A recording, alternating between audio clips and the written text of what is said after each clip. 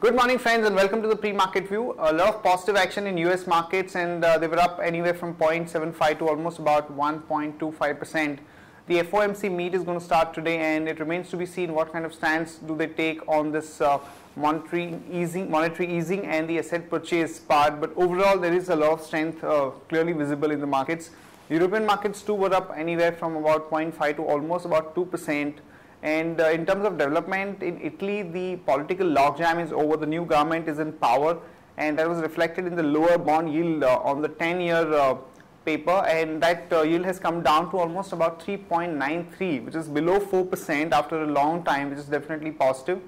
And talking about the Asian markets today morning, Japan is down almost about 0.4% as we have a mixed economic data points. The retail sales was on a lower side, and even the industrial production at about 0.2% was definitely much below market expectations of about 0.4%. However, the unemployment data at about 4.1% was positive. But since the Japanese markets have run up quite a bit in the last about 2-3 months, there has been some kind of a cooling off that we are seeing right now.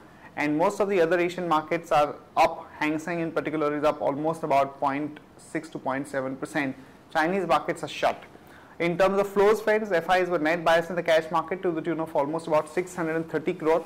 The domestic institutions were sellers to the tune of almost about 340 odd crore, and there was hardly any action in the index futures. SGX Nifty is suggesting that we are going to have a positive start to the tune of 30 points, and SGX is quoting somewhere around 5950, which is definitely quite positive for our markets. And yesterday also we had seen a very strong action in the latter half of the market after the HUL came out with extremely good set of numbers, and this was reflected in the broader market as well, as many of the mid-cap stocks were up anywhere from about 2 to 5%, which is definitely a comforting sign for the market as a whole. And on that note, let me invite Shaival to take us through important F&O cues, data and strategies that we can have in the F&O markets. Good morning friends, let's have a view at derivatives. Friends, we have been seeing that the markets have been rallying on back of the fund flows from the FIs as well as the global markets.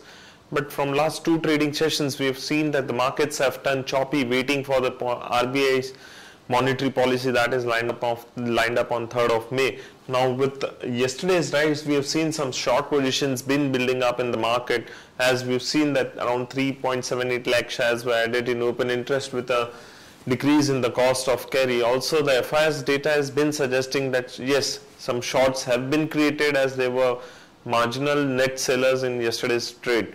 Now, talking about the implied volatility, it has remained almost flat, and we have also seen on the other hand that the activity has been getting squeezed or concentrated at 5,900 and 6,000 call option, whereas on the put side that can be seen in 5,700 and 800. Broadly, this has been suggesting that yes, market may trade in a range, but from intraday perspective, what one can do is one can go short on the market with stop loss of 5950, and 5950 is also a higher range, and a bias for this current week is sideways, whereas the lower range would remain 5850, higher range is 5950. Now talking about the stocks from intraday perspective, Godrej Industries is looking good. So one can go long with stop loss of 308 rupees 35 paisa, whereas one can go short on NMDC with stop loss of 126 rupees 30 paisa. Thank you. Here are the important news and events that we are tracking today. First of all, 3 companies will be announcing their numbers today. Petronet LNG, we are looking at a net profit of about 286 crore. Godrej Consumer Products, we are looking at a net profit of about 200 crore. Remember, FMCG giant HUL came out with extremely good set of numbers, so it could have a positive rub-off effect on this Godrej Consumer Products as well. And Chambal Fertilizer, we are looking at a net profit of about 84.2 crore. Sterlite Industries today morning came out with extremely good set of numbers. They have reported a 50% jump in their 4th quarter net profit, essentially because of the lower raw material price as well as consolidation of its numbers with Hindustan Zinc. So on the back of that, one can go long on Sterlite with a stop loss of 90 rupees and a target of about 95 to 97. MCX Stock Exchange, which has launched this equity segment very recently, would be launching the derivative segment with SX40 from the next month, which is a bit of a positive for the MCX. And Cabinet Committee on Investment has directed the Ministry of Environment and Forest to give clearance to sales iron ore mine, which is involving a total capex of almost about 43,000 crore, which is stalled because of the non-availability of this clearance.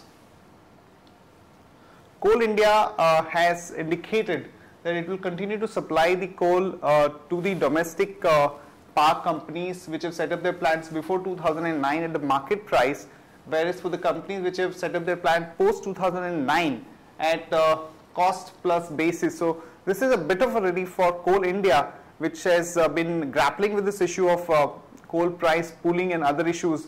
But this development has come in as a positive surprise, so one can go long on Coal India on the back of that. And CERC has ruled that the NTPC has not used its dominating position to enter into agreement with private power producers. This was a case wherein some of the private power companies had alleged that there was some kind of a misuse of its position. So this is definitely a bit of a relief for NTPC.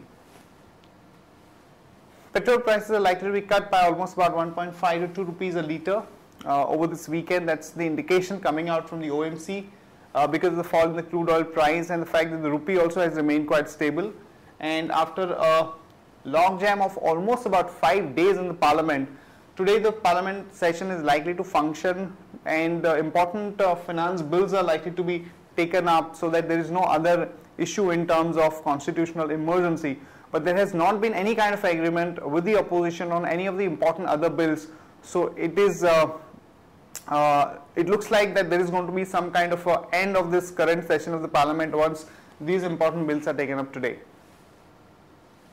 Jet Airways, very positive news that Etihad has extended a soft loan of almost about 300 million at a very low interest rate of almost about 3% to Jet.